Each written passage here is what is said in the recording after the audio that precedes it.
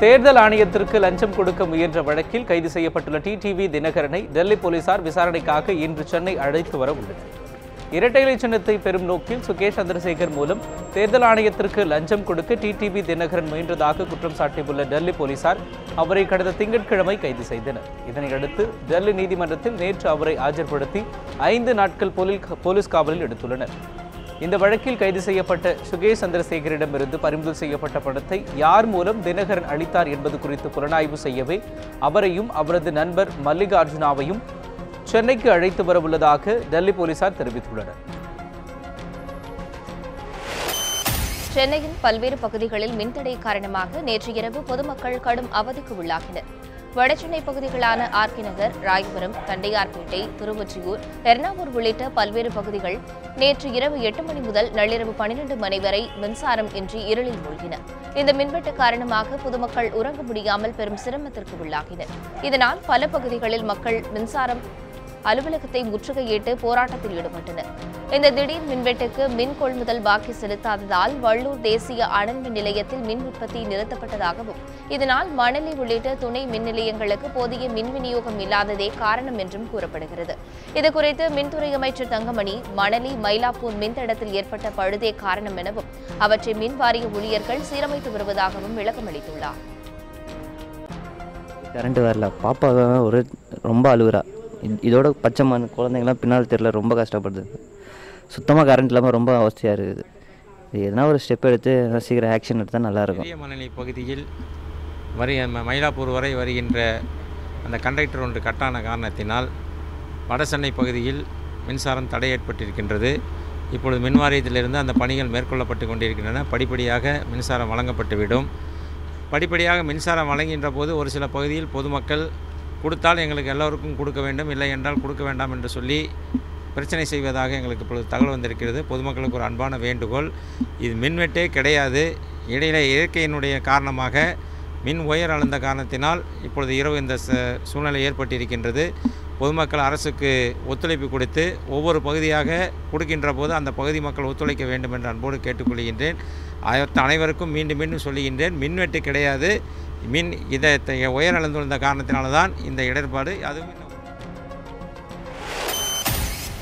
சென்னையில் தாய் மற்றும் மகள் கழுத்தறுத்து கொலை செய்யப்பட்ட சம்பவம் பெரும் அதிர்ச்சியை ஏற்படுத்தியுள்ளது. சென்னை சைதாப்பேட்டையைச் சேர்ந்த ஹேமலதா கிண்டி அண்ணா பல்கலைக்கழகத்தில் பணிபுரிந்து வந்துள்ளார். இவரது கணவர் சண்முகம் சில ஆண்டுகளுக்கு முன்பு இறந்துவிட்ட நிலையில் மகன் மற்றும் மகளுடன் வாழ்ந்து வந்துள்ளார். ஹேமலதாவின் 19 வயது மகள் ஜெயலட்சுமி தனியார் பொறியியல் கல்லூரியில் BE 2ஆம் ஆண்டு படித்து வந்துள்ளார்.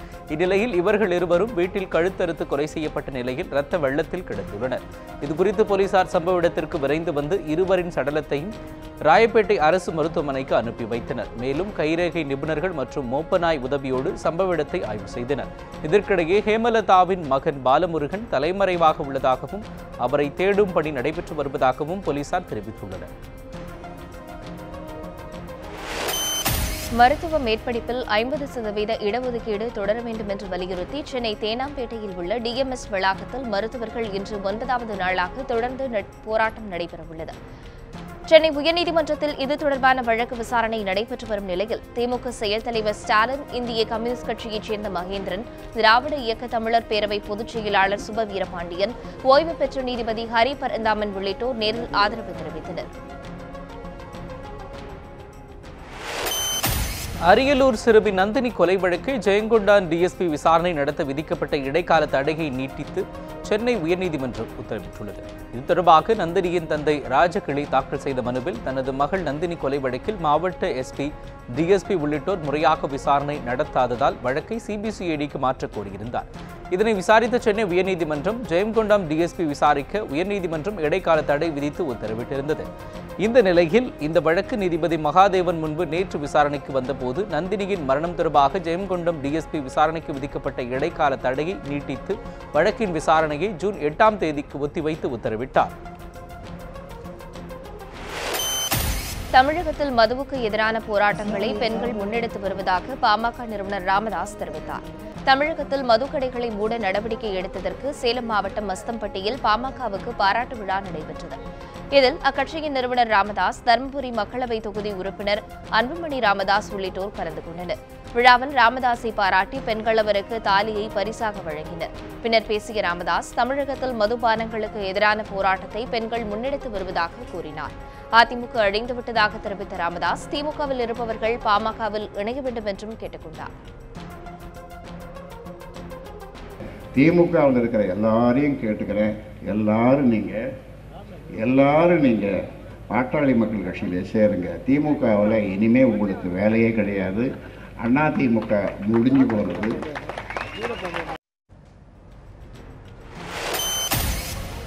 சென்னை முகப்பேர் கிழக்கில் கழிவுநீர் கால்வாயை சுத்தம் செய்தபோது விஷவாயு தாக்கி தொழிலாளி ஒருவர் உயிரிழந்த சம்பவம் பெரும் அதிர்ச்சியை ஏற்படுத்தியுள்ளது. சென்னை முகப்பேர் ராஜராஜேஸ்வரி தெருவில் தமிழ்நாடு குடிநீர் மற்றும் கழிவுநீர் வாரியம் சார்பில் கழிவுநீர் குழாய் இணைப்பு பணிகள் நடைபெற்று வருகிறது. அப்போது கழிவுநீர் குழாயில் இறங்கி பணியாற்றி வந்த ராமச்சந்திரன் என்பவரை விஷவாயு தாக்கியதாக கூறப்படுகிறது. இதனையடுத்து அவர் கூச்சலிட்டதைக் கண்டு அருகில் இருந்த தாஸ் மற்றும் பிற தொழிலாளிகள் காப்பாற்ற உள்ளே இறங்கியுள்ளனர். அப்போது கால் தவறி தாஸ் என்பவர் குழாயில் சிக்கி உயிரிழந்தார். விஷவாயு தாக்கிய ராமச்சந்திரனை மீட்டு சிகிச்சைக்கு அனுமதிக்கப்பட்டது. இந்த சம்பவம் குறித்து காவல்துறையினர் விசாரணை மேற்கொண்டு வருகின்றனர். டெல்லி போலீசாரால் தினகரன் கைது செய்யப்பட்டது தர்ம யுத்தத்துக்கு கிடைத்த வெற்றி என்று அதிமுக புரட்சித் தலைவி அம்மா அணியின் MP PR சுந்தரம் தெரிவித்துள்ளார். நாமக்கல் மாவட்டம் குமாரபாளையம் பேருந்து நிலையத்தில் அந்த அணியின் சார்பில் நீர்மோர் பந்தல் திறப்பு விழாவில் நிகழ்ச்சி நடைபெற்றது. அப்போது செய்தியாளர்களிடம் பேசிய அவர், அதிமுக தலைமை அலுவலகத்தில் சசிகலாவின் பேனர்கள் அகற்றப்பட்டதை வரவேற்பதாக தெரிவித்தார். தர்மத்தின் வாழ்வுதனை சூது கவ்வும் மீண்டும் தர்மமே என்ற முறையிலே இன்றைக்கு டிடிவி தினகரன் அவர்களை டெல்லி போலீசார் கைது செய்திருக்கிறார்கள். இதைத்தான் அருமையண்ணன் ஓ பன்னீர்செல்வம் அவர்கள் ஏற்கனவே கூறியிருக்கிறார்கள். இது எங்களுக்கு கிடைத்த முதல் வெற்றி என்று ஏற்கனவே கூறியிருந்தார்கள். வேளாண் பொருட்கள் ஏற்றுமதி இறக்குமதி செய்ய லஞ்சம் பெற்றதாக கைது செய்யப்பட்ட தாவரவியல் நோய் தடுப்புத்துறை மண்டல இணை இயக்குநர் உள்ளிட்ட 3 பேருக்கு மே 10ஆம் தேதி வரை நீதிமன்ற காவல் அளித்து CBI நீதிமன்றம் உத்தரவிட்டுள்ளது. இந்தியாவிலிருந்து வேளாண் பொருட்களான பழங்கள், செடிகள் உள்ளிட்டவற்றை ஏற்றுமதி இறக்குமதி செய்ய சான்றிதழ் வழங்குவது வழக்கம். இதற்காக 7,10,000 ரூபாய் லஞ்சம் பெற்றதாக தாவரவியல் தொற்றுநோய் தடுப்புத்துறை மண்டல இணை இயக்குநர் P. மாணிக்கம் உள்ளிட்ட 3 பேரை CBI அதிகாரிகள் கைது செய்தனர். சென்னை முதன்மை CBI சிறப்பு நீதிமன்ற நீதிபதி விஜயலட்சுமி முன்பு நேற்று ஆஜர்படுத்தப்பட்டு அவர்கள் 3வருக்கும் மே 10ஆம் தேதி வரை நீதிமன்ற காவலில் வைக்க உத்தரவிட்டார். தேனி மாவட்டம் ஆனைமலையன்பட்டியில் சமுதாய மண்டபத்தை இடிக்க முற்பட்ட அரசு அதிகாரிகளை கண்டித்து நடைபெற்ற ஆர்ப்பாட்டத்தில் பொதுமக்கள் சிலர் தற்கொலை முயற்சியில் ஈடுபட்டதால் பெரும் பரபரப்பு ஏற்பட்டது. 200க்கும் மேற்பட்ட குடும்பங்கள் வசித்து வரும் நிலையில் அப்பகுதியில் உள்ள துர்கையம்மன் கோவில் அருகே 40 லட்சம் ரூபாய் மதிப்பீட்டில் சமுதாய மண்டபத்தை அப்பகுதி மக்கள் அமைத்திருந்தனர். இந்த நிலையில் அரசுக்கு சொந்தமான இடத்தில் சமுதாய மண்டபம் கட்டியுள்ளதாக புகார் அளித்த நிலையில் அந்த மண்டபத்தை இடிக்க ஊராட்சி அலுவலர்கள், காவல்துறையினர் உதவியுடன் JCB எந்திரம் கொண்டு இடிக்க முற்பட்டனர். இதனை கண்டித்து அப்பகுதி மக்கள் சிலர் தங்கள் மீது மண்ணெண்ணெயை ஊற்றிக்கொண்டு தற்கொலை செய்து கொள்வதாக விரட்டினர். இதனால் அதிர்ச்சியடைந்த அதிகாரிகள் சமுதாய மண்டபத்தை இடிக்கும் முயற்சியை தற்காலிகமாக நிறுத்திவிட்டு திரும்பிச் சென்றனர். திருவள்ளுவர் நினைவு இல்லத்தை புதுப்பிக்க கோரிய மனுவுக்கு பதிலளிக்க தமிழக அரசுக்கு சென்னை உயர்நீதிமன்றம் உத்தரவிட்டுள்ளது.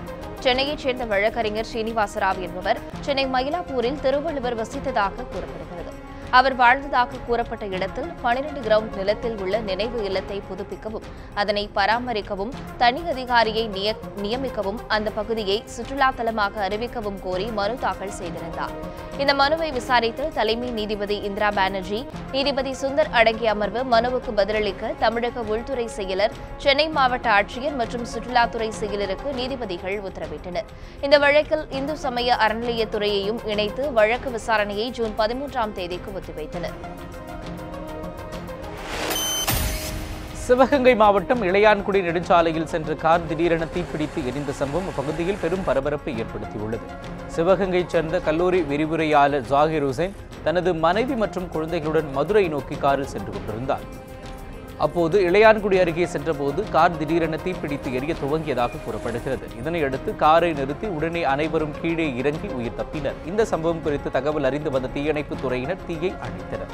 எனினும் கார் முழுவதும் எரிந்து சேதமானது. இதுகுறித்து காவல்துறையினர் வழக்கு பதிவு செய்து விசாரணை மேற்கொண்டு வருகின்றனர். கன்னியாகுமரி மாவட்டம் சகாயபுரத்தில் கொலை வழக்கில் குற்றம் சாட்டப்பட்ட 3 நபர்களுக்கு ஆயுள் தண்டனை வழங்கி மாவட்ட நீதிமன்றம் தீர்ப்பளித்துள்ளது. கன்னியாகுமரி மாவட்டம் சகாயபுரம் பஞ்சாயத்து தலைவர் ஹக்கீமாஸ் என்பவர் 20 ஆண்டுகளுக்கு முன்பு கொலை செய்யப்பட்டார். இவரது கொலை வழக்கில் சம்பந்தப்பட்ட கொலையாளிகள் கைது செய்யப்பட்டு சிறையில் அடைக்கப்பட்டனர். இந்நிலையில் இவர்களுக்கு எதிராக சாட்சி கூறியவருக்கு துணையாக இருந்ததாக கூறி ராஜா ஜெபசேகர் என்பவரை 2009ஆம் ஆண்டில் கொலை செய்யப்பட்டார். இந்த வழக்கில் குற்றம் சாட்டப்பட்ட மூவருக்கும் ஆயுள் தண்டனையும் தலா 2000 ரூபாய் அபராதமும் விதித்து மாவட்ட நீதிமன்றம் உத்தரவிட்டது. தமிழக அரசு ஊழியர்கள் மற்றும் ஓய்வூதியதாரர்களுக்கு 4% அகவிலைப்படி உயர்த்தப்பட்டுள்ளது.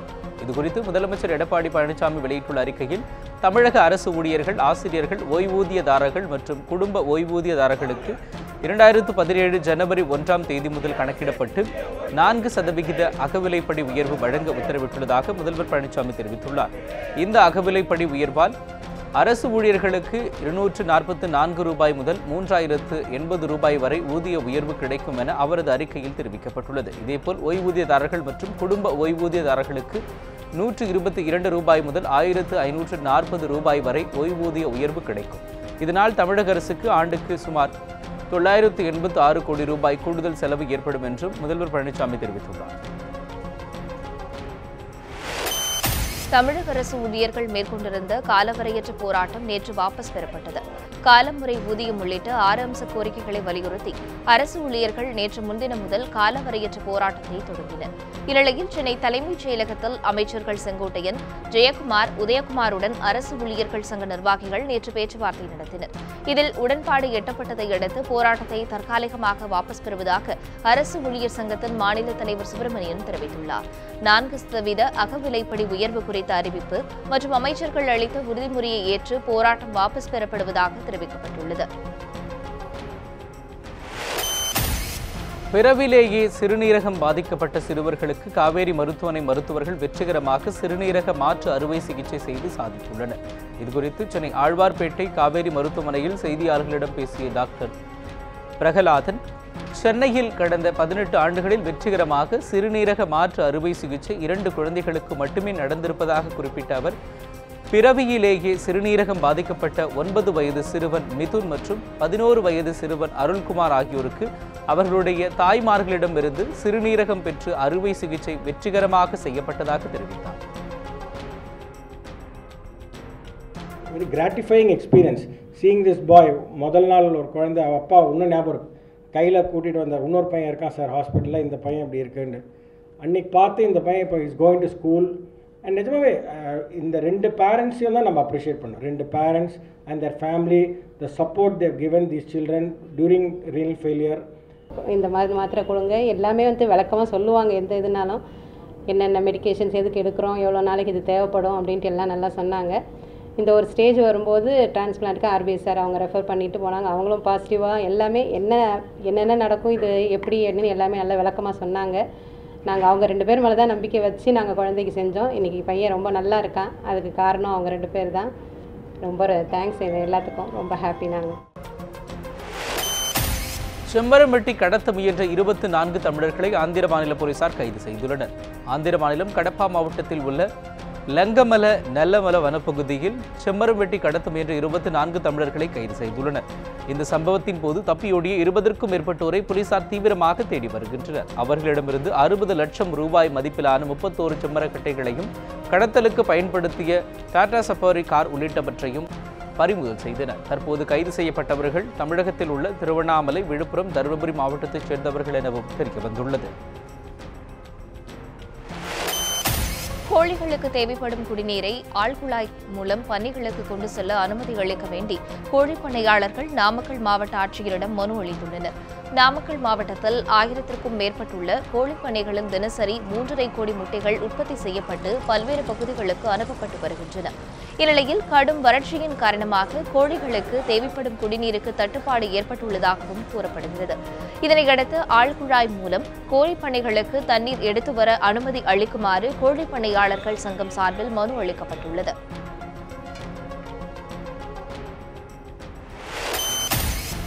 அரசியல்வாதிகள் வேண்டுமானால் மத்திய அரசிடம் தங்களை அடமானம் வைக்கலாம், ஆனால் 10 கோடி தமிழ் மக்கள் அடமானமாக செல்ல மாட்டோம் என இயக்குனர் கௌதமன் தெரிவித்துள்ளார். புழல் சிறையிலிருந்து விடுதலையான அவர் செய்தியாளர்களிடம் இதனை கூறினார். இந்த மண்ணுக்கான உரிமைகளை வென்றெடுக்கிற போராட்டத்தை கையில் எடுக்கணும் ஆத்மார்த்தமா. அதை விட்டு தங்களை காப்பாற்றிக்கிறது, தங்க சேர்த்து வச்ச பணத்தை காப்பாற்றிக்கிறது, தங்களுடைய பதவிகளை காப்பாற்றிக்கிற வேலை இருந்தால் அடுத்தடுத்த தேர்தல்களில் ஒட்டுமொத்தமாக தமிழினம் அவர்களை அப்புறப்படுத்தும். அந்த வேலையை மாணவர்களும் இளைஞர்களும் செய்வாங்க. சென்னை பல்கலைக்கழகத்தின் கிண்டி வளாகத்தில் ஏற்பட்ட தீ விபத்தில் 15 லட்சம் ரூபாய் மதிப்புள்ள கணினி உள்ளிட்ட பொருட்கள் எரிந்து சேதமடைந்தன. சென்னை பல்கலைக்கழகத்தின் கிண்டி வளாகத்தில் கோட்பாடு இயற்பியல் ஆராய்ச்சித்துறை செயல்பட்டு வருகிறது. இந்நிலையில் 2வது மாடியில் உள்ள ஆராய்ச்சி மையத்தின் கணினி சேமிப்பகத்தில் திடீரென தீ விபத்து ஏற்பட்டது. இதனை கண்டு அதிர்ச்சியடைந்த மாணவர்கள் தீயணைப்புத் துறையினருக்கு தகவல் தெரிவித்தனர். விரைந்து வந்த தீயணைப்புத் துறையினர் 2 மணி நேரம் போராடி தீயை கட்டுக்குள் கொண்டு வந்தனர். எனினும் இந்த விபத்தில் 15 லட்சம் ரூபாய் மதிப்புள்ள பொருட்கள் எரிந்து சேதமடைந்தன. மின்கசிவு காரணமாக தீ விபத்து ஏற்பட்டது விசாரணையில் தெரியவந்துள்ளது. பழங்குடி இருளர் பெண்கள் பாலியல் வன்கொடுமை வழக்கில் காவல் உதவி ஆய்வாளர் உட்பட 2 காவலர்களுக்கு நிபந்தனை ஜாமீன் வழங்கி விழுப்புரம் நீதிமன்றம் உத்தரவு பிறப்பித்துள்ளது. விழுப்புரம் மாவட்டம் தி மண்டபம் பகுதியில் கடந்த 2011ஆம் ஆண்டு இருளர் பெண்களை 5 காவலர்கள் பாலியல் வன்கொடுமை செய்ததாக குற்றச்சாட்டு எழுந்தது. இது தொடர்பாக ஆய்வாளர் சீனிவாசன், சிறப்பு உதவி ஆய்வாளர் ராமநாதன், தனசேகரன், கார்த்திகேயன், பக்தவச்சலம் ஆகியோர் மீது வழக்கு பதிவு செய்யப்பட்டது. இதில் ராமநாதன், தனசேகரன் ஆகியோர் சென்னை உயர்நீதிமன்றத்தில் முன்ஜாமீன் கோரிய நிலையில் அவர்களை விழுப்புரம் மாவட்ட நீதிமன்றத்தை அணுக உயர்நீதிமன்றம் அறிவுறுத்தியது. பின்னர் இருவரும் விழுப்புரம் நீதிமன்றத்தில் சரணடைந்தனர். இதனைத் தொடர்ந்து 2 பேரும் தினமும் நீதிமன்றத்தில் கையெழுத்திட நிபந்தனையிட்டு நீதிபதி ரவி ஜாமீன் வழங்கினார். இந்த வழக்கில் பாதிக்கப்பட்ட இந்த 4 பெண்களும் இன்னைக்கு நீதிமன்றத்தில் ஆஜராயிருக்காங்க. அதில் புகார்தாரரான லக்ஷ்மி என்பவரை கூப்பிட்டு இன்னைக்கு நீதிமன்றத்தில் அவங்களோட வாதத்தை கேட்டு ஜாமீன் வழங்கலாமா என்று கேட்டதற்கு லக்ஷ்மி என்பவர் இல்லை, இந்த வழக்கில் அந்த சம்மந்தப்பட்ட எதிரிகளை அவங்க போலீஸ் துறையை சேர்ந்தவராக இருக்காங்க, அவங்கள வெளியில் விட்டிங்கன்னா எங்களுக்கு பாதுகாப்பு இருக்காது என்று அவங்களோட எதிர்ப்பை அவங்க தெரிவிச்சிருக்காங்க. ஜாமீன் கொடுக்கக்கூடாது என்று அவங்க எதிர்ப்பை எனக்கு பதிவு செய்திருக்காங்க. அந்த ஜாமீன் மனு இப்போ நிலுவையில் இருக்குது, இன்னும் உத்தரவு பிறப்பிக்காமல் இருக்குது. எங்கள் வீட்டுக்கார ஒரு திருட்டு வழக்கில் பிடிச்சிக்கிட்டு போனாங்க. பிடிச்சிக்கிட்டு பார்த்து நாங்கள் கேஸு கொடுத்தோம். கேஸு கொடுக்க பார்த்தலாம் எங்களை கெடுத்துட்டாங்க. கெடுத்ததுக்கோசரம் நாங்கள் கேஸு கொடுத்தோம். விழுப்புரத்தில் கேஸு கொடுக்க பார்த்து எடுக்கிறேன்னு சொன்னாங்க, எடுத்துட்டாங்க. ஆனால் அவங்க மேலே தண்டனை எடுக்கலானா எடுக்காதுங்க. கோவை அருகே சாலையோரம் விளையாடிக் கொண்டிருந்த சகோதரர்கள் மீது டெம்போ மோதிய விபத்தில் இருவரும் பலியான சம்பவம் அப்பகுதியில் சோகத்தை ஏற்படுத்தியுள்ளது. கோவை வெள்ளக்கிணறு சமத்துவபுரம் பகுதியைச் சேர்ந்தவர் தனவேல் சாலையில் உள்ள பழைய பேப்பர் மற்றும் பிளாஸ்டிக் பொருட்களை சேகரித்து விற்பனை செய்யும் தொழிலில் ஈடுபட்டு வருகிறார். இந்நிலையில் இவரது மகன்கள் இருவரும் சரவணம்பட்டி பகுதியில் பழைய பேப்பர்களை சேகரித்து வந்துள்ளனர்.